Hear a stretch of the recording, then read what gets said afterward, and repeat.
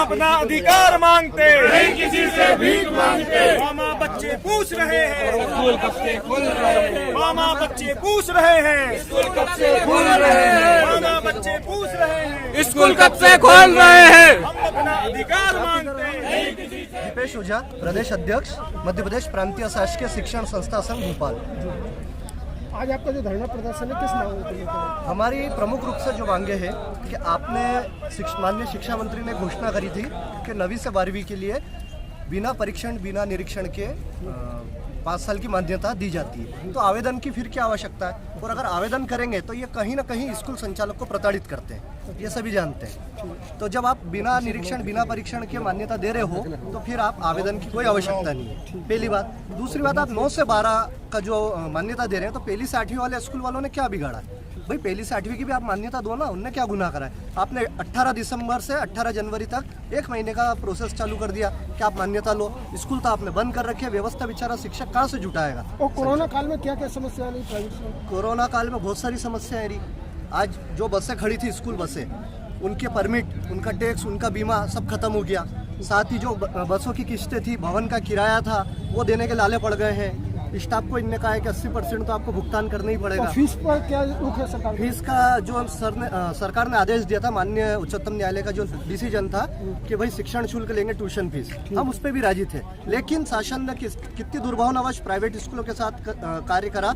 उन्होंने एक लेटर जारी कर दिया कि 31 मार्च तक स्कूल बंद रहेंगे, 1 अप्रैल से नया सत्र। उस एवज में पहली से 8वीं का बच्चा तो ये सोच के बैठ गया मेरे को जनरल प्रमोशन मिलेगा। हमारा तो कहना है कि हम जनरल प्रमोशन भी नहीं देंगे, जब फीस नहीं तो फिर प्रमोशन नहीं।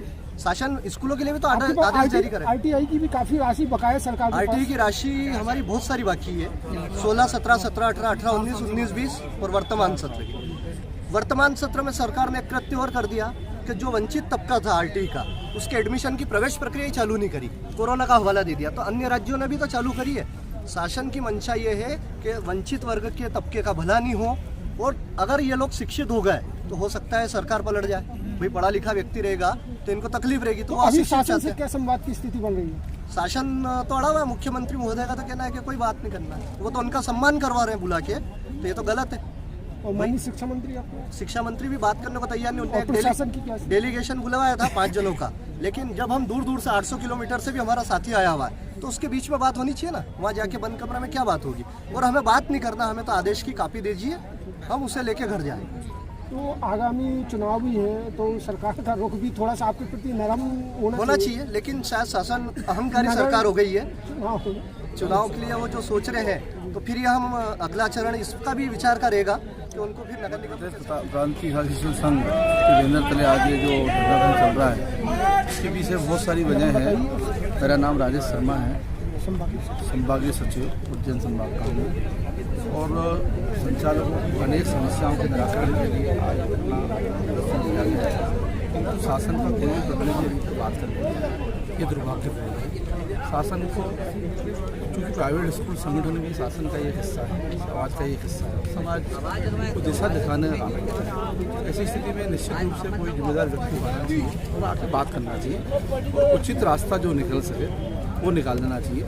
अगर नहीं निकलता है तो कहीं ना कहीं प्रदेश में लगभग 50,000 प्राइवेट संस्थाएं हैं, उनसे जुड़े हुए 15 लाख परिवार हैं। उन 15 लाख परिवारों में लगभग 75 लाख लोग बेरोजगार हैं, उनको खाने के लाले पड़ रहे हैं। कई स्कूल ऑक्सीजन पे आ चुके हैं। ऐसी स्थिति में शासन को एक राहत पैकेज तत्काल प्रभाव से संस्थाओं को देना चाहिए।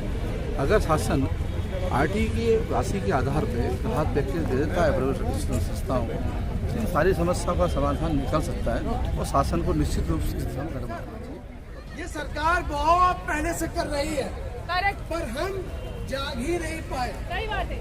2009 से एक्ट पालन होना था, पर होते होते 2011। मैं सुखबीर सिंह यादव, संचालक संस्कृत ज्ञान मंदिर तेंदुखेड़ा से, हमें ये पीड़ा है कि स्कूल तो बंद है ही, और शासन से मेरा यही निवेदन है कि स्कूल हम नहीं चाहते हैं कि कोरोना की वजह से खुले, लेकिन जो हमारे शिक्षकगण और जो लोग परेशान हैं, आर्थिक तंगी से जूझ रहे हैं, सरकार से मेरा हाथ जोड़कर करबद्ध निवेदन है उन्हें कुछ राहत पैकेज दी जाए, और आरटी का पैसा भी समय से मुहैया करवा दिया जाए। इस तरह मेरा हाथ जोड़कर उनसे यही निवेदन है। कोरोना काल में काफी दिक्कतें आई। कोरोना काल में सब ऐसे लोग हैं जो लोग बीमार थे, उन्हें कर्ज निकाल करके साफ दवा करवानी पड़ी है।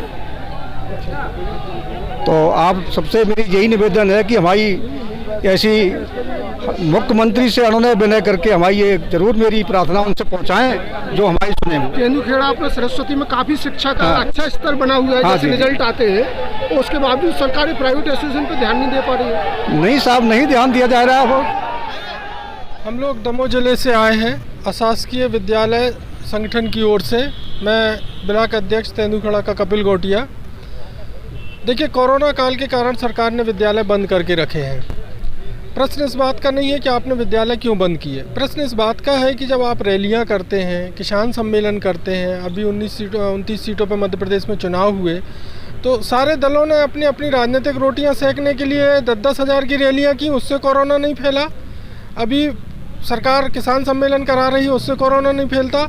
बसें आपने शुरू कर दी, होटल लॉज आपने शुरू कर दिए, पब्लिक प्लेस आपने खोल दिए, स्कूल खोलने से कोरोना फैलेगा। तो शिक्षक तो खुद एक जागरूक होता है, दूसरों को जागरूक करता है, तो ये जिम्मेवारी तो शिक्षकों पे होनी चाहिए थी कि कब आपको स्कूल खोलना है, क्या सुविधाजनक। बिल्कुल, और हम इस बात के लिए भी तैयार हैं। हमने सरकार को ये कहा है कि वो एक गाइडलाइन निश्चित कर दें, बच्चों को सैनिटाइज करना है, क्लासरूम को सैनिटाइज करना है, शिक्षकों को कोविड-19 के टेस्ट कराना है, सोशल डिस्टेंसिंग का पालन करना है। तो हम तो शिक्षक हैं, जागरूक हैं, हम सब नियमों का पालन करेंगे। स्कूल खोलने बंद करने को लेकर एसोसिएशन को कभी बुलाकर शासन ने चर्चा नहीं? कोई बात नहीं। इस संबंध में हम लोग ने बार बार प्रयास किया कि सरकार के नुमाइंदे हमारी बात सुन लें, हम उनकी सब गाइडलाइन का पालन करने तैयार हैं।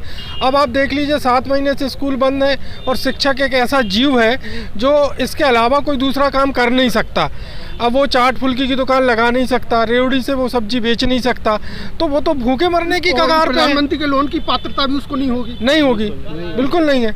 तो वो तो स्थिति ये हो गई कि शिक्षक आत्महत्या करने की कगार पे खड़ा है, उसके पास वैकल्पिक रोजगार का कोई साधन ही नहीं है। तो उस दिशा में भी आप कोई काम नहीं कर रहे। यदि कोई राहत पैकेज आपने दिया होगा, जैसे आपने रेवड़ी वालों को 10,000 रुपये दिया बगैर ब्याज का, तो आप दूसरे लोगों को आपने गरीबी रेखा में खाद्यान्न उपलब्ध करा दिया, मजदूरों को, बीपीएल श्रेणी वालों को, तो कम से कम आप इतना करते कि जो रजिस्टर्ड शिक्षक हैं, पोर्टल पे आपके पास जानकारी है, उनको कम से कम 5-5 हज़ार रुपये ही आप देते थे, तो कम से कम वो अपने बच्चे तो पाल सकते। आज उनके पास अपने बच्चे पालने के लिए पैसे नहीं है। एक पूरी तरह से उपेक्षित कर दिया जो सबसे महत्वपूर्ण अंग है समाज का। बिल्कुल कर दिया। और मुझे ऐसा लग रहा है कि केवल उपेक्षित नहीं कर दिया, सरकार की ये सोच है कि हम निजी स्कूलों को बंद करेंगे और उसी दिशा में वो स्टेप बाय स्टेप आगे बढ़ रहे हैं कि हम निजी विद्यालयों का अस्तित्व जो है वो खत्म कर देंगे। स्कूल खोलो, स्कूल खोलो, स्कूल